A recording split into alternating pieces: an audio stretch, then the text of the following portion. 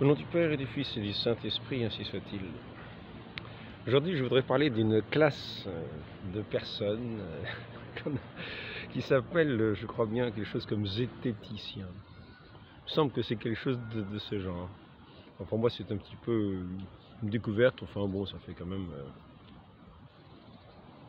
peut-être 2 ou 3 ans que j'ai entendu parler de ça, puis que j'en ai vu quelques-uns qui parlaient. Alors apparemment, comment ça s'appelle déjà, les zététiciens? Je sais plus trop. Donc apparemment, il faut démasquer tout ce qui est, toutes les choses fausses. En général, c'est assez souvent sur les mêmes sujets. Enfin, c'est peut-être parce que je regarde plus particulièrement ces sujets-là, c'est-à-dire ce qui est Dieu. Alors, il faut démontrer que cette idée, c'est l'idée d'un être qui n'existe pas. N'existe pas. En fait, si on réfléchissait plus philosophiquement, on sait qu'il est l'au-delà de tout. Et par conséquent,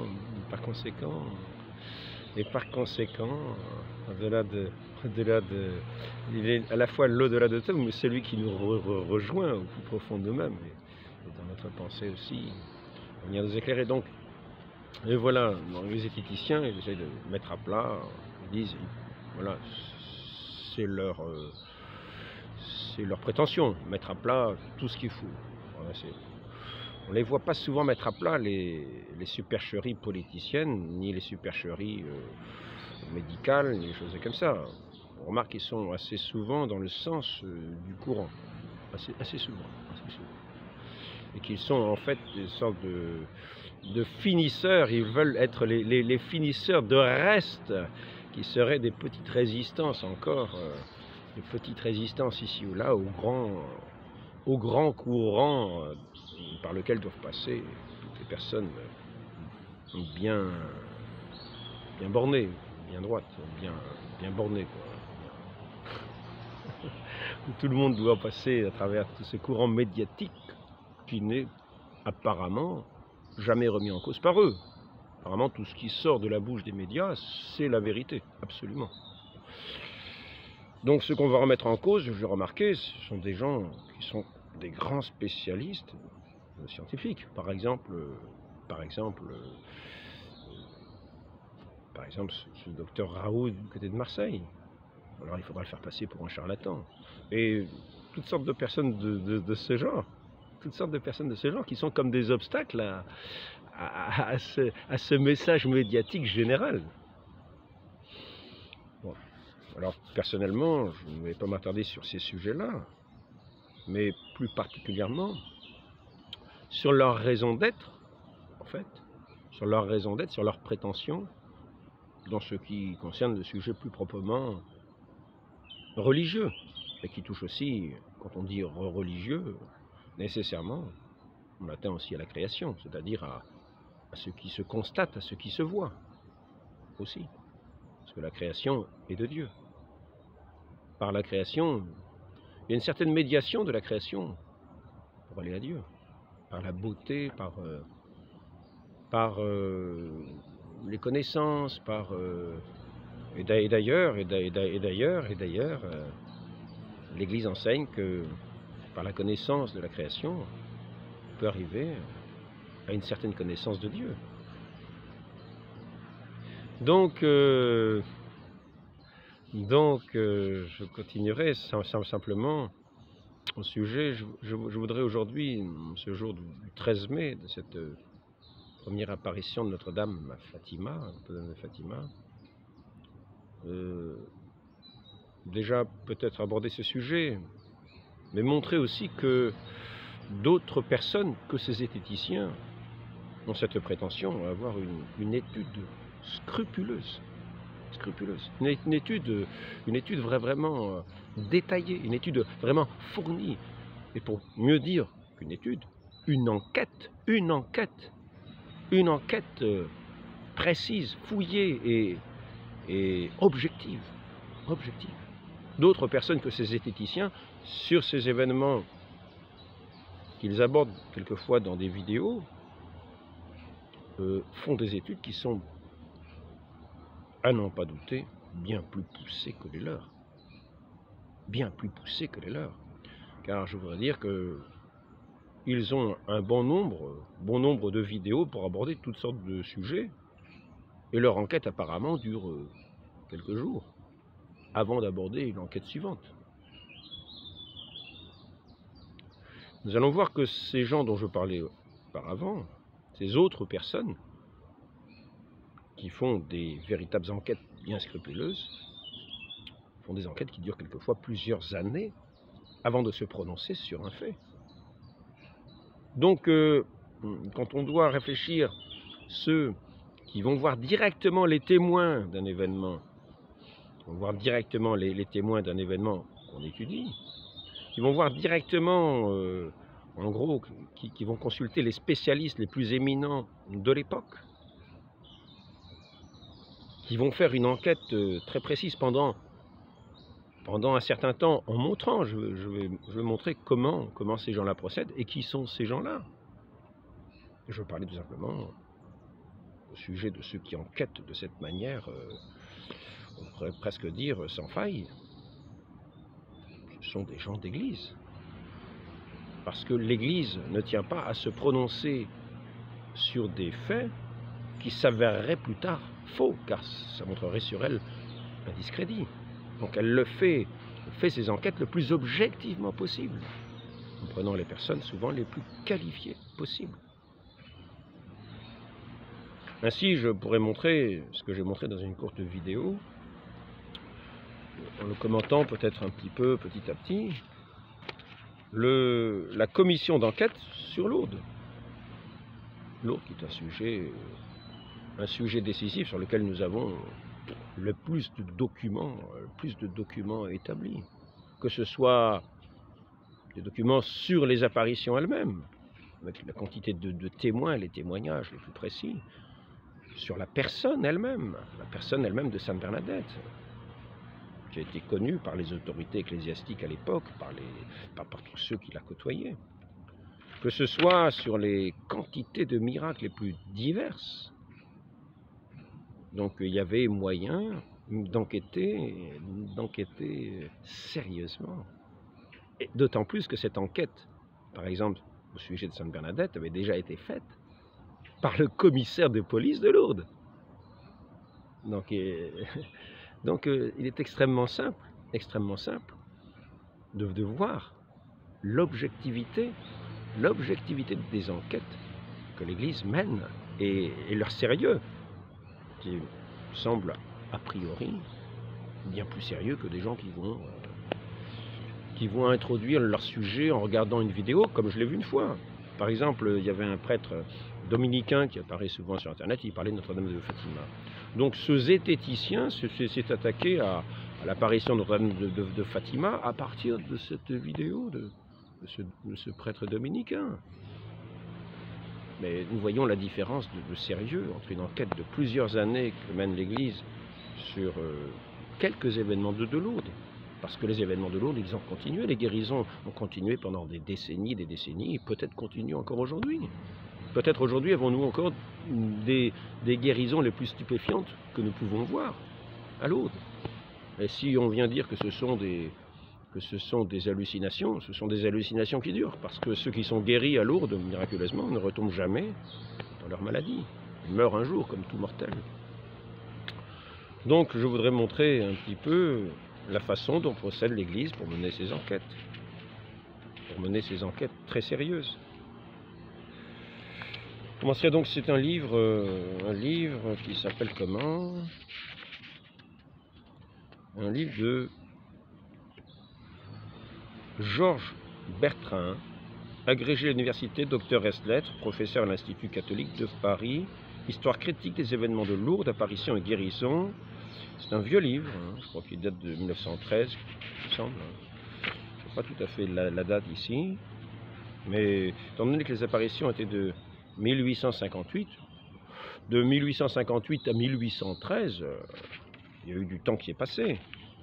Donc on a eu le temps, cet auteur a eu le temps de se renseigner, de faire des enquêtes avec des gens qui étaient peut-être encore malgré tout vivants.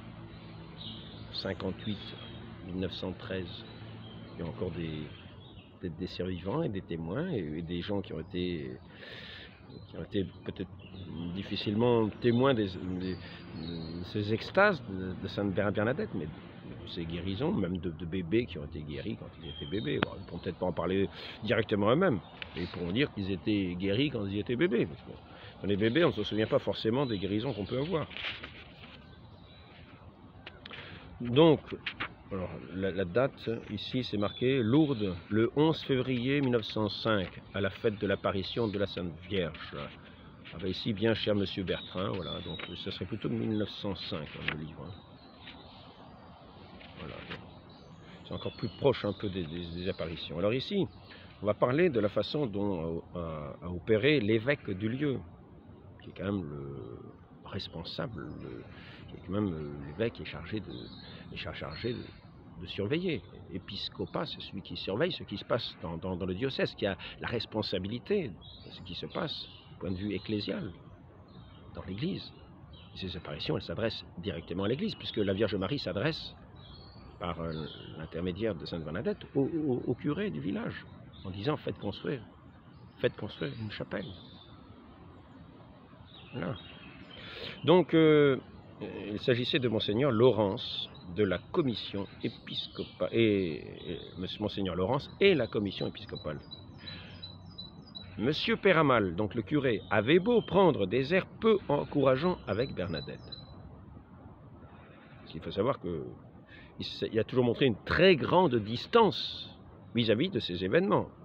Aucun prêtre n'était autorisé à les voir sur place. Par contre, ils écoutaient les témoignages de ceux qui y allaient. Ils étaient attentifs, ils n'étaient pas indifférents à ce qu'ils entendaient, car il fallait savoir si c'était simplement une folie ou si c'était véritable. On ne peut pas rester indifférent. Une personne vraiment spirituelle, vraiment de foi, ne peut pas rester indifférente quand il y a des événements de ce genre. Il faut dénoncer la supercherie, s'il y a une supercherie, et établir si la chose est véritable. Car à ce moment-là, il faut y prêter la plus grande attention. Car quand notre Dieu s'adresse au peuple, s'adresse à son Église, ben, il s'agit d'être attentif à ce qui est demandé, à ce qui est dit, parce qu'il y a souvent des grâces qui sont accordées à ceux qui entrent dans cette démarche autorisée par l'Église, vérifiée par l'Église, car il y a des grandes grâces qui sont données lors de ces apparitions, si elles sont véritables. Par contre, si elles ne sont pas véritables, si elles sont fausses, ça peut amener des préjudices. Donc il s'agit d'être très attentif pour un pasteur, le pasteur du lieu, se montrer d'un air très sévère vis-à-vis de Bernadette, de Sainte Bernadette. Le père Amal avait beau prendre des airs peu encourageants avec Bernadette et se renfermer étroitement dans les limites d'une réserve silencieuse que lui dictait sa prudence, il commençait à être singulièrement ému par les événements qui se multipliaient et les témoignages qui lui arrivaient de toutes parts. Il résolut donc d'aller exposer la situation et demander des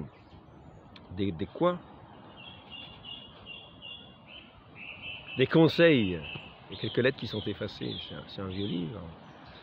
Alors c'est peut-être l'imprimerie bon, c'est peut-être la qualité de l'imprimerie, je ne sais pas. Alors donc, demander des conseils à son évêque. Monseigneur Laurence écouta, mais sans vouloir prendre parti. Ou plutôt, cédant à un sentiment spontané de circonspection, il commença par ne pas croire. D'abord, faire attention si ce n'est pas une supercherie. Il ne s'agit pas non plus, dans sa démarche, de mépriser ce qui serait effectivement une apparition de la Très Sainte Vierge. C'était à l'apparition de fournir des preuves elle-même. On pouvait bien nommer une commission qui procéderait à une enquête officielle, l'opinion publique la réclamait. Les gens voulaient savoir ce qu'il en était, ce que pensait l'Église sur ce sujet, ce qu'il en était, et sérieusement, parce que les gens de l'époque attachaient une grande importance à ce que disait l'Église et la prenaient très au sérieux. C'est ainsi que l'Église menait des enquêtes très sérieuses, et ce n'était pas la première fois que l'Église menait des enquêtes. Le mot enquête est assez d'ailleurs connu dans l'Église. Et certains iront plutôt dénoncer cet aspect-là. Or, c'est une longue tradition dans l'Église que de mener des enquêtes.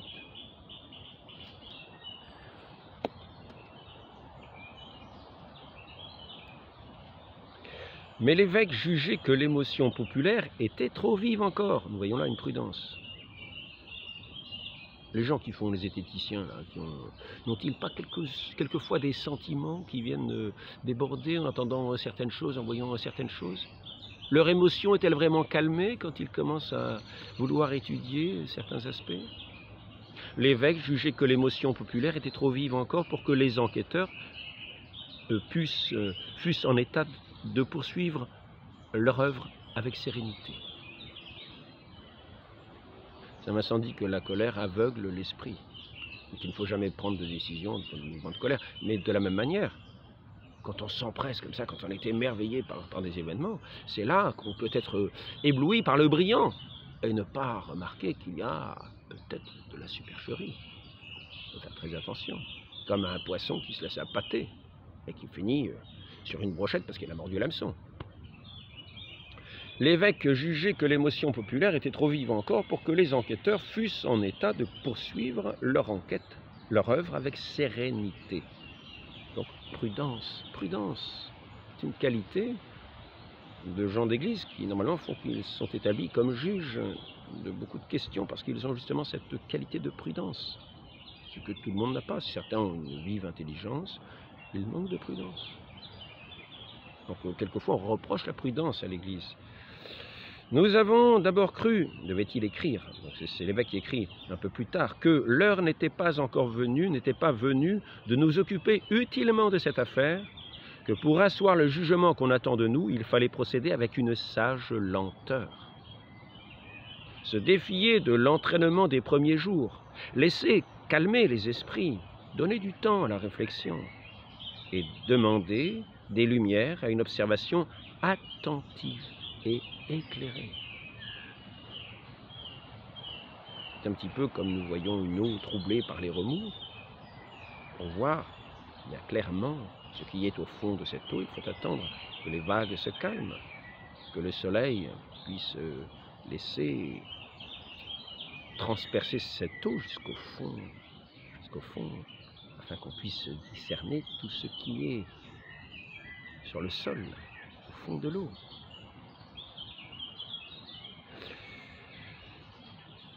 Se défier de l'entraînement des premiers jours, laisser calmer les esprits, donner du temps à la réflexion et demander des lumières à une observation attentive et éclairée.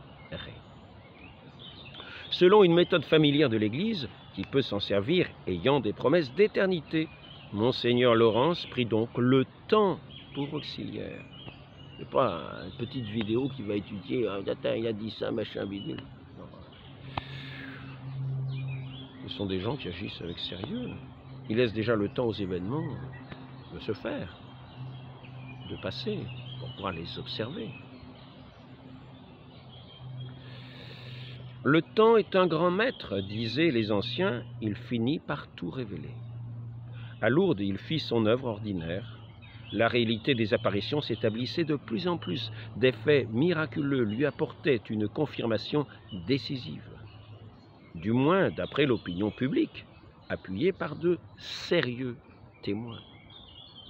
Par exemple, le docteur Dozou, qui était plutôt, il me semble, plutôt athée ou qui ne croyait pas à ces choses-là, quand il a vu Sainte Bernadette avec sa bougie qui lui brûlait normalement la main, alors qu'elle était devant l'apparition, les flammes passaient au travers ses doigts, il a compté, il a pris le chronomètre, il a compté.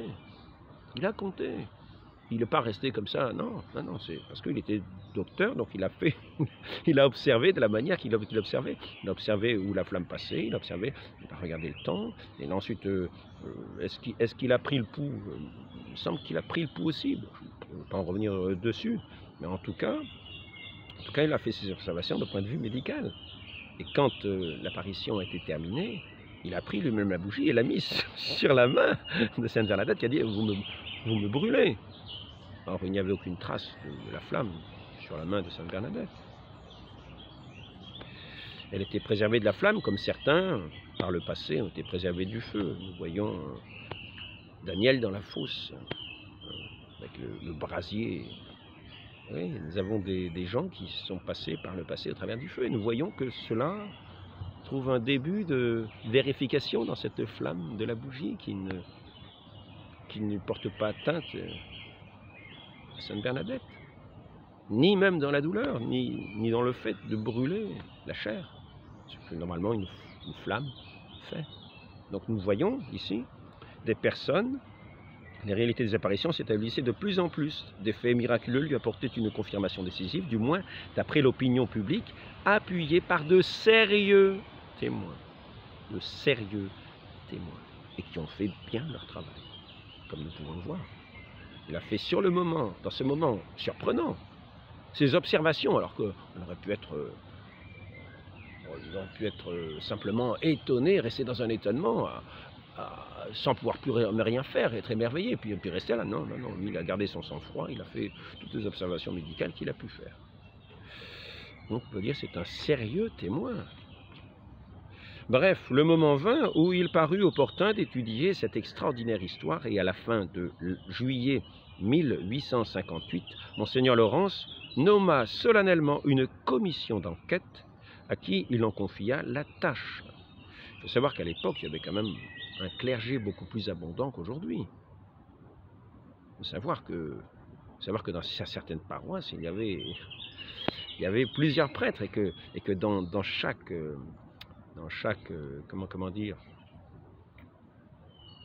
fonction, ces fonctions-là étaient,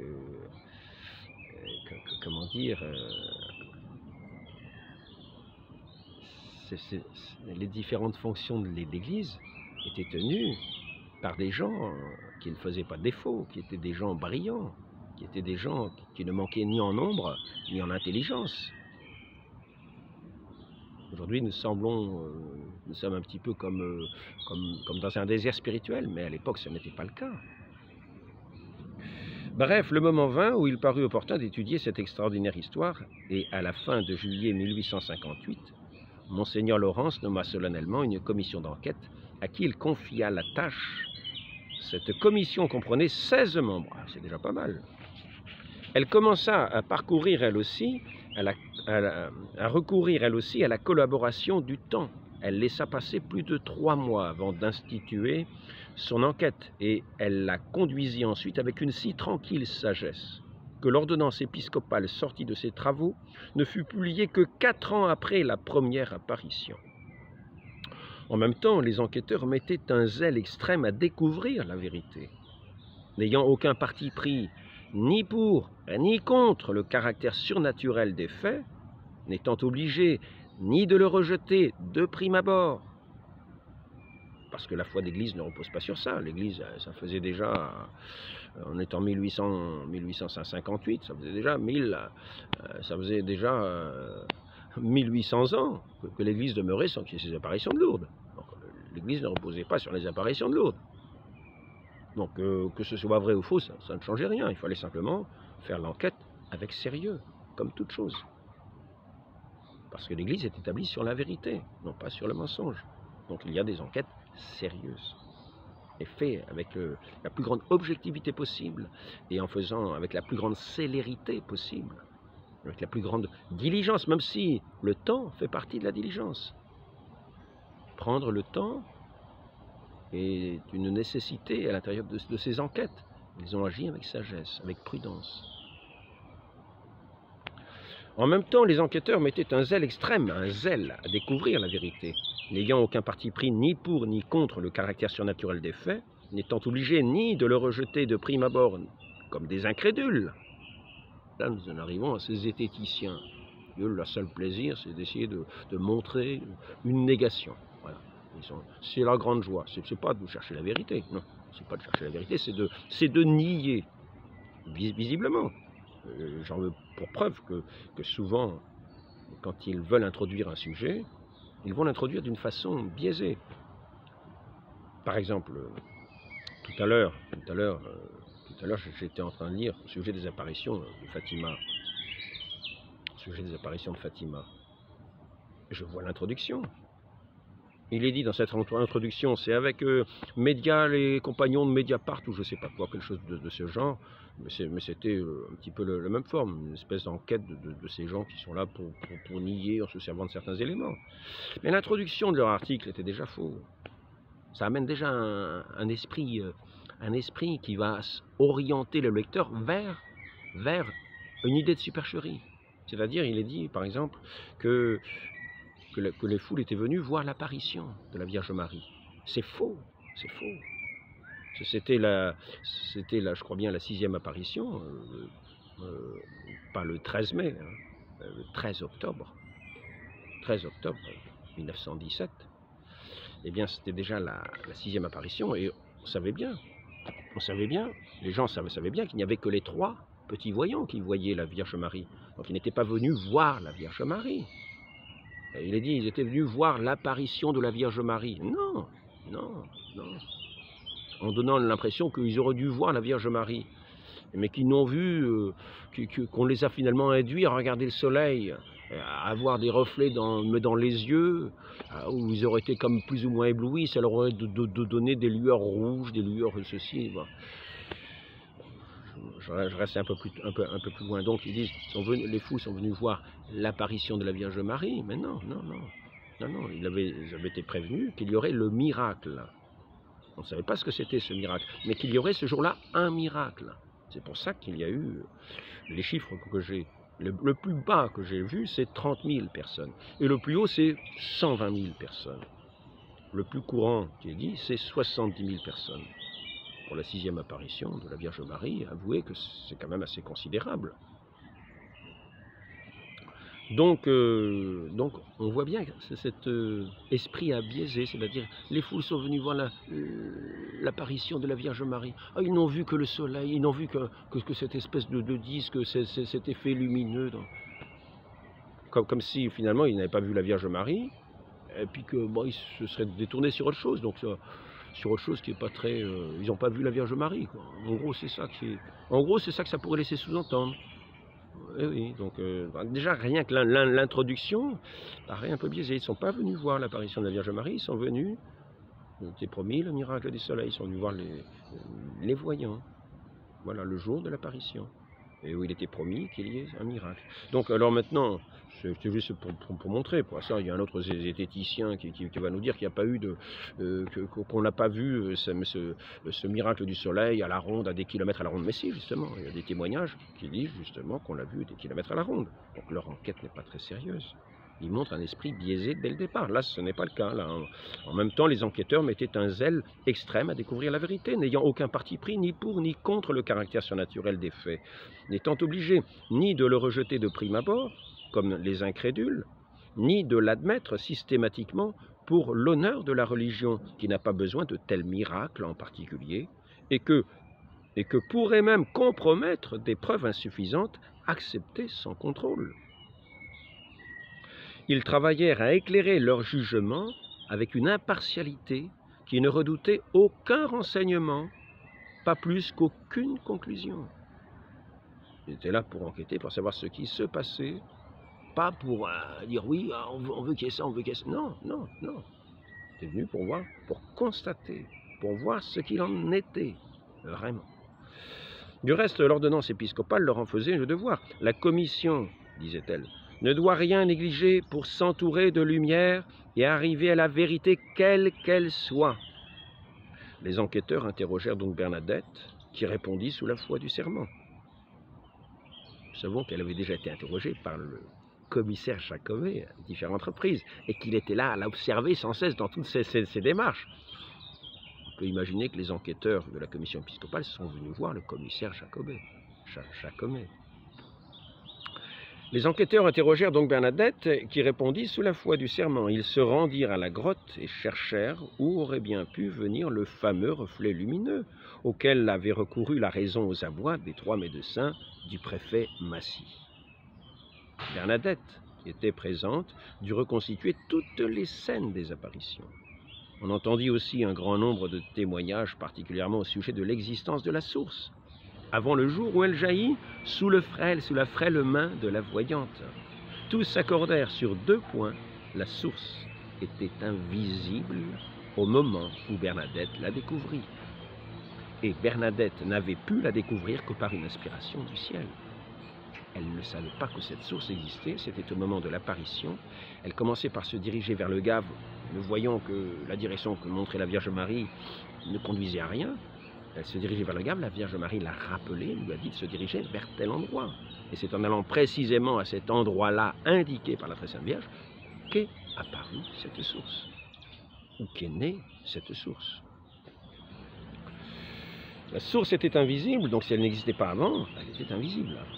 Au moment où Bernadette la découvrit, et Bernadette n'avait pu la découvrir que par une inspiration du ciel, les guérisons merveilleuses dont la nouvelle s'était répandue furent soumises à l'examen le plus rigoureux.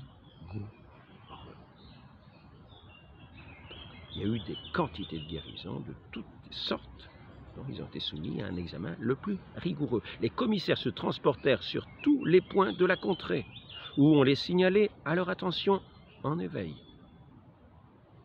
Des renseignements étaient préalablement réunis sur la moralité des intéressés, leurs précédents pathologiques et les circonstances particulières de leur guérison. Puis on procédait à l'interrogatoire en présence même des médecins qui avaient soigné le malade et les cas divers qui, d'après eux, pouvaient s'expliquer naturellement, étaient immédiatement écartés. La commission s'était d'ailleurs adjoint un praticien éminent. Alors, qu'on montre les praticiens éminents chez ces zététiciens, qui abordent autant de sujets, qui font leur émission comme ça, semaine après semaine, sur divers sujets, après avoir regardé un livre ou deux, un livre de leur tendance, bien sûr. Parce que s'ils découvraient la vérité, on peut imaginer que ça leur porterait une contrariété. Oui.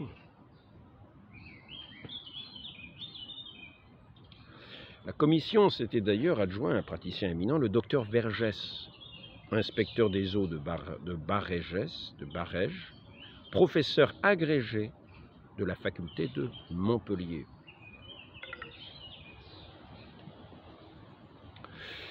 Elle soumit tous les rapports qui lui parvinrent au contrôle de ce maître renommé. Une étude si nouvelle surprit le docte professeur et l'émut profondément. Jamais dans sa carrière, il n'avait rencontré rien de pareil. Sa science éprouvée distingua, dans l'abondance des faits, les cas qui possédaient pleinement et d'une manière évidente le caractère surnaturel. Ceux qui étaient probablement miraculeux, ou dont le caractère paraissait douteux. Et troisièmement, ceux qui pouvaient recevoir une explication scientifique. C'est sur les premiers seulement qu'il se livra à une enquête à domicile, avec le concours des commissaires. Il négligea les autres, donc il ne s'intéressa qu'aux cas qui possédaient pleinement et d'une manière évidente le caractère surnaturel. Et il laissa tout le reste. Là même où il y avait un doute, alors que c'était pratiquement évident que c'était surnaturel. C'est sur les premiers seulement qu'il livra une enquête à domicile avec le concours des commissaires, et il négligea les autres. Et même, on s'occupa seulement de ceux qui s'étaient produits durant l'année 1858, et on ne retint que les principaux. C'est de ces faits merveilleux, ainsi choisis parmi tant d'autres, que le célèbre professeur écrivait. Il ne s'agit pas de quelques guérisons, il y en a tant d'autres. En jetant un coup d'œil d'ensemble sur les 8 faits de guérison qui précèdent, on est frappé tout d'abord de la facilité, de la promptitude, de l'instantanéité avec lesquelles ils sortent du sein de leur cause productive, de la violation, du bouleversement, de toutes les méthodes thérapeutiques qui règnent dans leur accomplissement, des contradictions que reçoivent les préceptes et les prévisions de la science, du dédain qui frappe l'ancienneté, la profondeur et la résistance du mal, du soin avec lequel toutes les circonstances sont arrangées et combinées pour montrer qu'il y a, dans la guérison qui s'opère, un événement en dehors de l'ordre de la nature. De tels phénomènes dépassent la portée, c'est toujours le docteur qui s'exprime.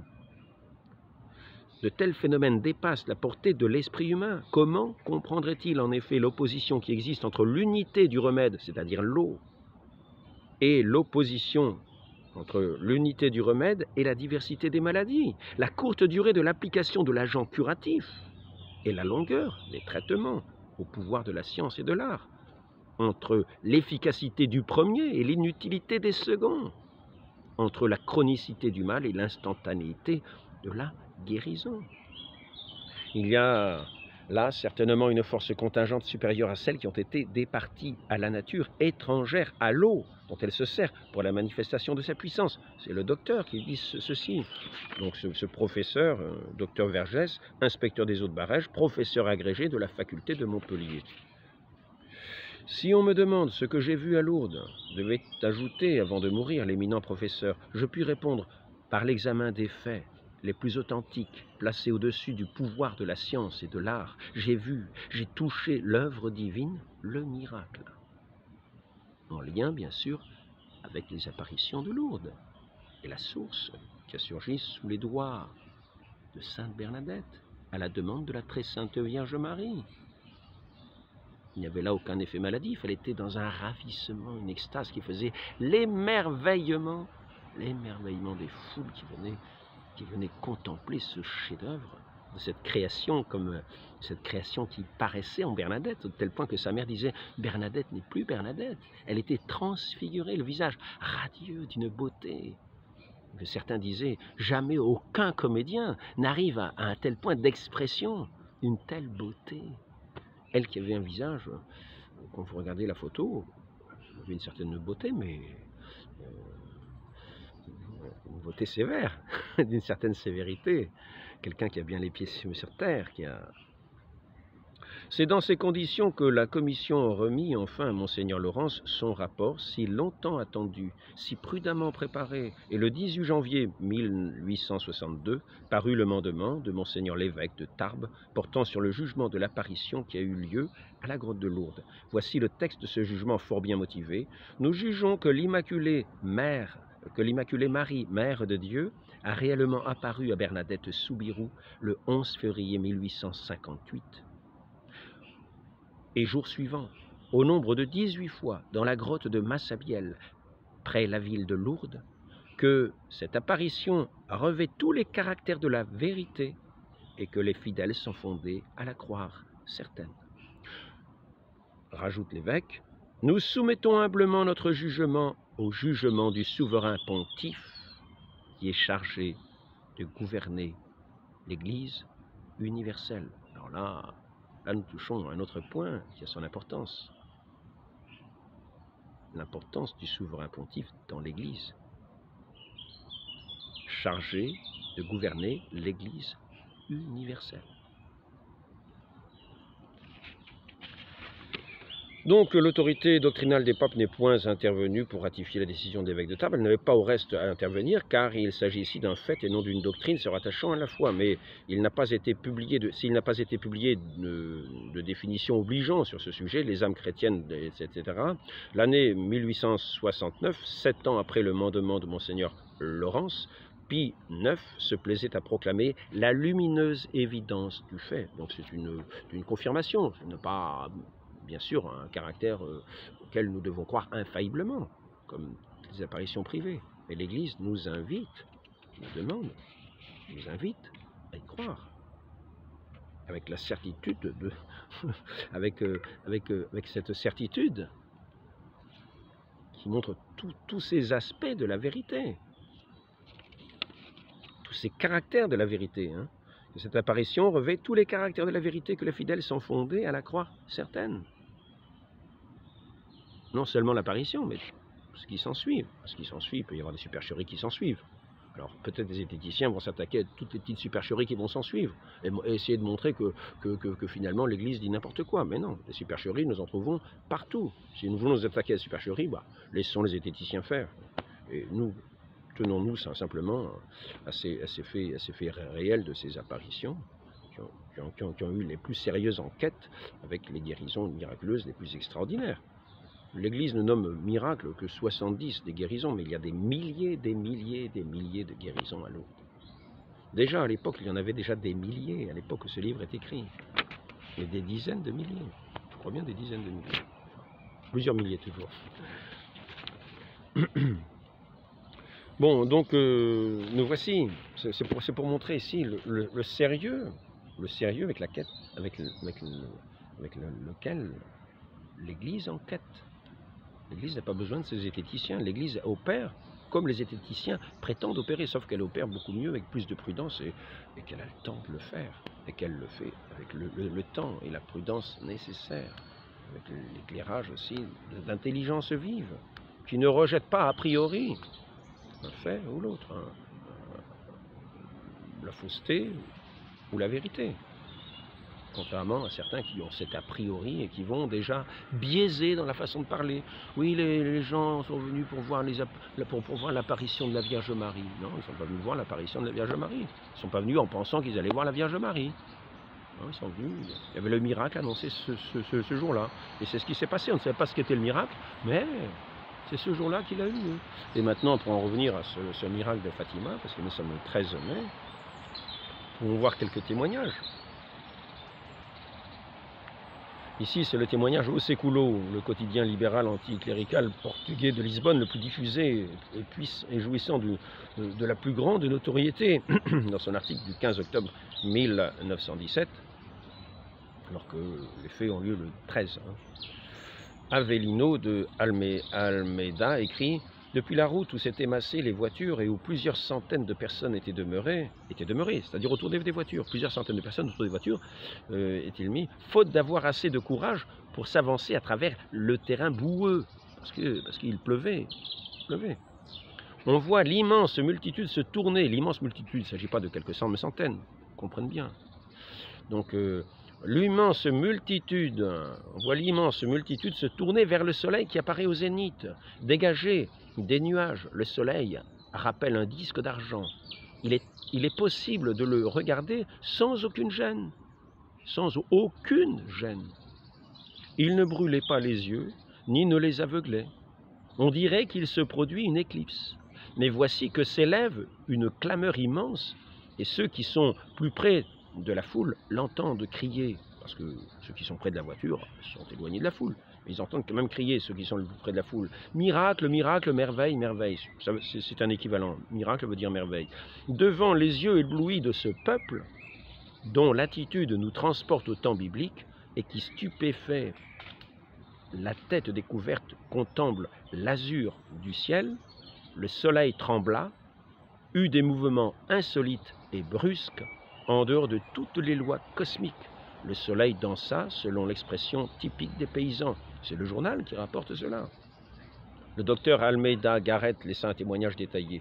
Soudain, donc, parce que ces gens que j'ai vus avec, comment ça s'appelle, Mediapart, je sais pas quoi, là, les compagnons de Mediapart, les amis de Mediapart, enfin je sais pas quoi, mais c'est lié à Mediapart.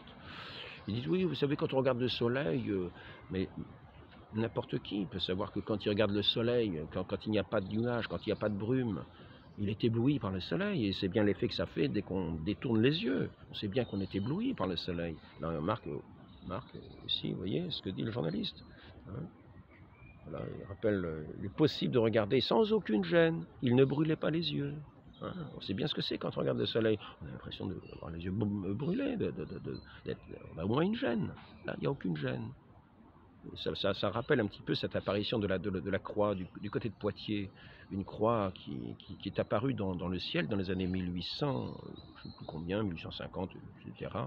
Au cours d'une mission, le dernier jour, le jour de la plantation où on plantait la croix. Et cette croix est apparue avec des bords équarris. Elle était argentée, elle n'éblouissait pas, mais tout le monde la voyait dans le ciel, même le maire et toutes les autorités de la ville voyaient cette croix. Et pendant la fin de la prédication, des franciscains, je crois que c'était les franciscains qui prêchaient la mission, au moment de planter la croix, elle est apparue. Cette croix est apparue à l'horizontale dans le ciel.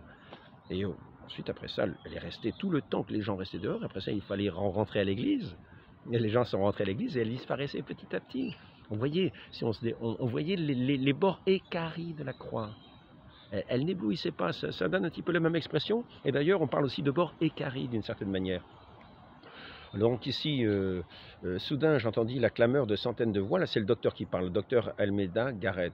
Des centaines de voix, et je vis toute cette multitude s'étendre à mes pieds, retourner le dos à l'endroit vers lequel jusque-là ils convergeaient toute leur impatience, et regarder le soleil du côté opposé. Je me tournai à mon tour vers ce point qui attirait tous les regards, et je pus voir le soleil apparaître comme un disque à bord net, un petit peu comme cette croix, à l'arête vive. Quand on connaît un petit peu les événements, on arrive à faire des rapprochements. À l'arête vive, qui luisait sans blesser la vue. C'est le deuxième à dire que ça ne blessait pas la vue. Il ne pouvait se confondre avec le soleil vu à travers le brouillard. Il n'y en avait d'ailleurs pas à ce moment-là, car il n'était ni voilé ni brouillé. À Fatima, il conservait sa lumière et sa chaleur, et se dessinait nettement dans le ciel, avec des arêtes vives, comme une large table de jeu. Le plus étonnant... Ah, là c'est terminé pour celle-là, batterie trop faible. Le plus étonnant est d'avoir pu fixer aussi longtemps le disque solaire étincelant de lumière et de chaleur, sans avoir mal aux yeux et sans abîmer la rétine.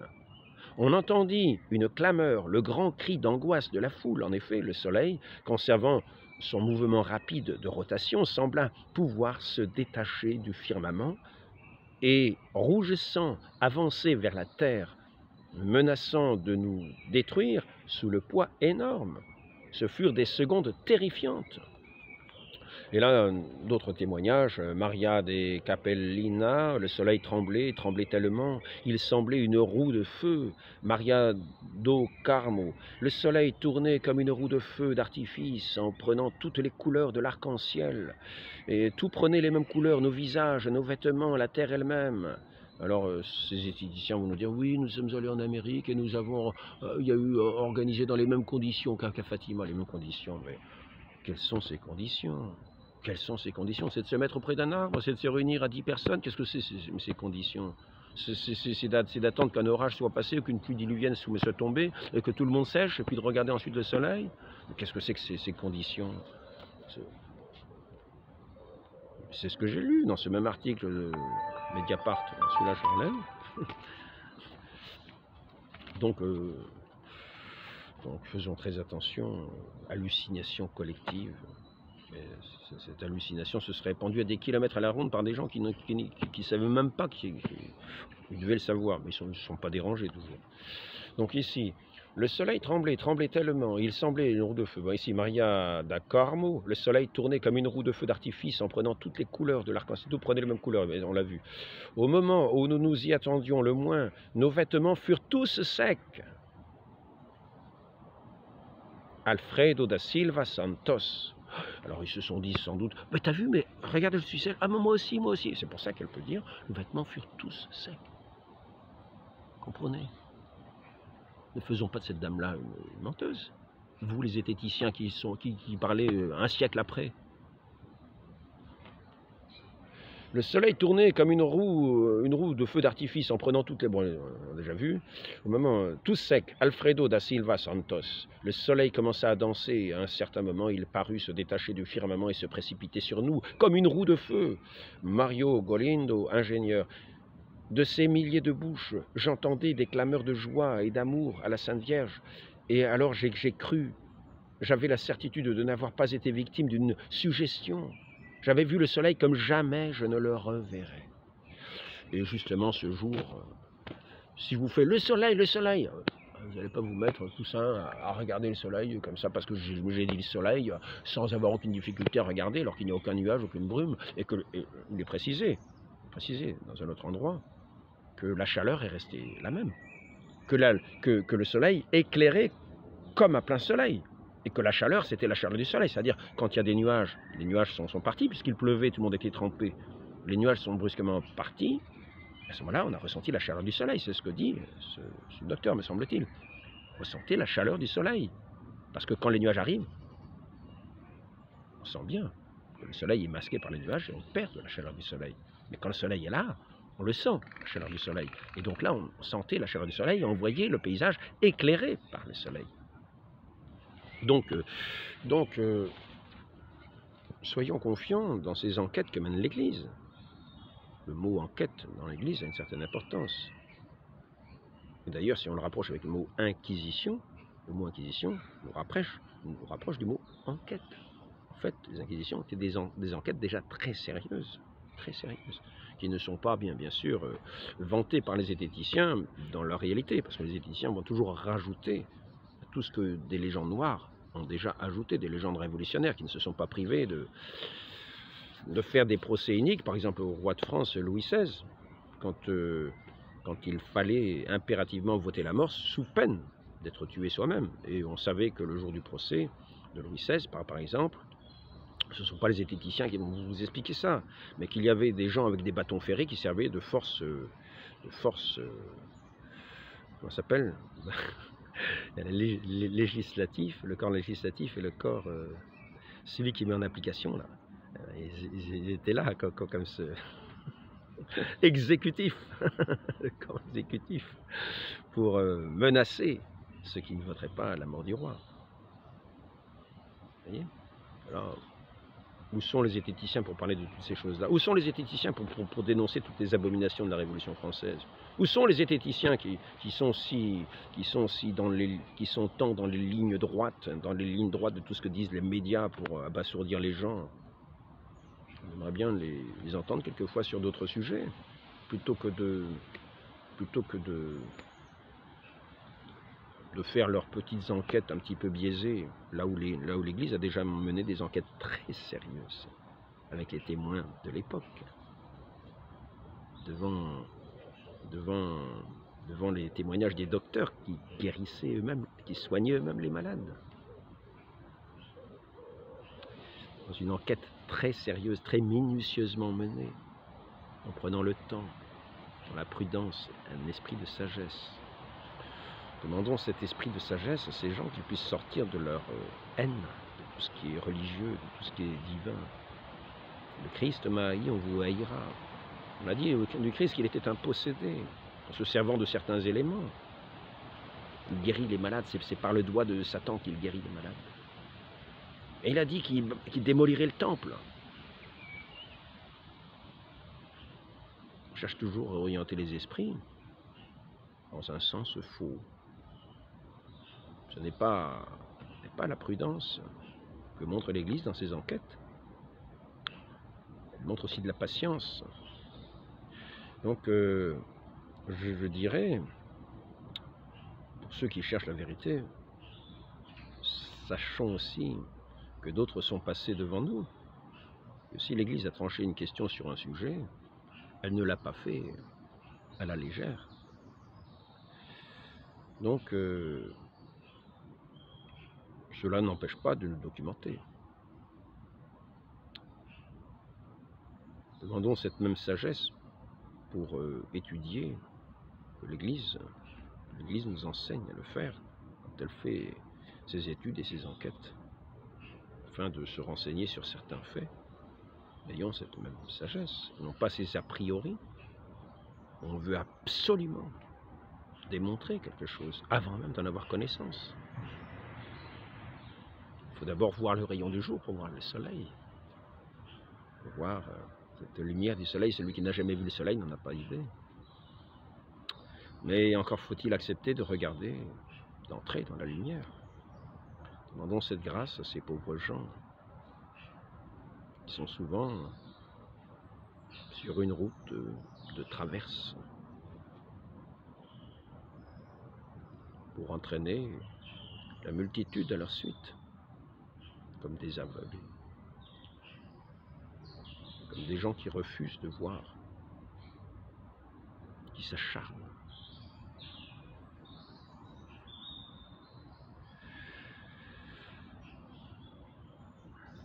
Demandons cette grâce, cette paix du cœur, faire calmer ces eaux, pour qu'elles deviennent claires et qu'on puisse voir, comme au fond des eaux, dans les reflets de la lumière du soleil, ce qu'il en est de la vérité, sans s'agiter pour agiter les esprits.